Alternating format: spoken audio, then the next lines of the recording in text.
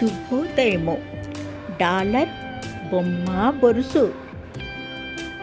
డప్పు మోగినట్టు కనకంపు మోగునా అని అంటే డప్పాల మారి డప్పు కొట్టుకుంటూ ఎంత మోగించినా శబ్దరహిత బంగారు విలువ తాగేనా, అపరించి విలువ మారేనా? డప్పులు మోగించే ఆసామి చేతివాటమే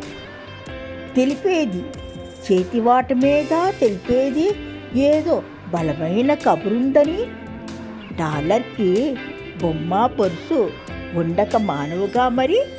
సెలవా మరి. MTL times channel.